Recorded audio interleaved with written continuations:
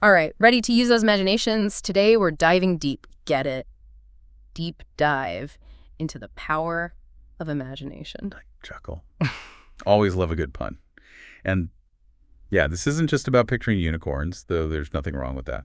Definitely not. You guys sent in some seriously interesting excerpts about how powerful imagination can be, and honestly, I'm kind of excited to dig into this. Me too, honestly. Yeah. Everyone loves a good inspirational quote. Yeah. But we're going beyond that. We're talking about imagination as like a fundamental driving force in our lives and society and everything. Yeah, we even have some thoughts from Albert Einstein on this, which, I mean, makes sense. Right. You don't get to be Einstein by just sticking to the ordinary. His whole thing was imagining a universe that nobody else could see yet. Exactly. And speaking of, one of these excerpts is actually a quote from Einstein himself. He said, "Imagination is more important than knowledge." Whoa.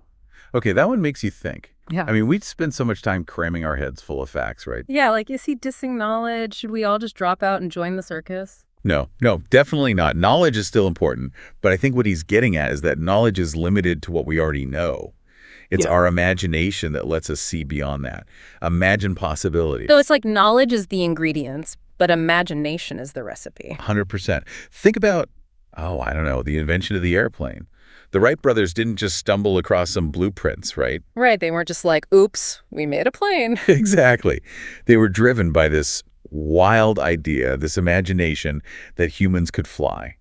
And they used that imagination to turn it into a reality. So then, like, why does it feel like we're supposed to grow out of it? Like, imagination is just for kids playing pretend. It's such a weird thing, right? Like this weird societal rule.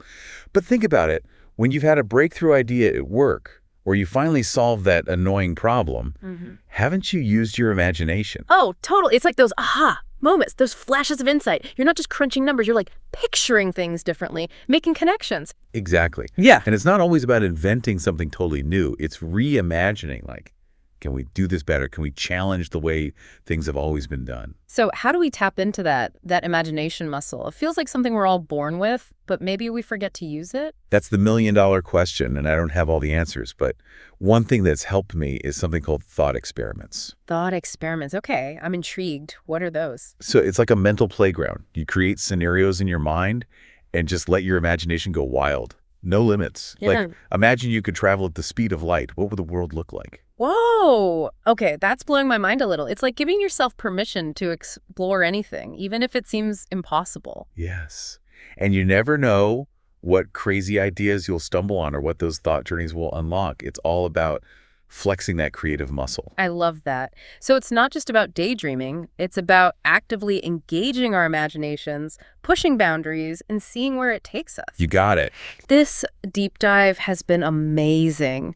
I feel like I've gained a whole new appreciation for the power of imagination, and I can't wait to see what I can do with mine. Me too. And who knows what we'll imagine together next time.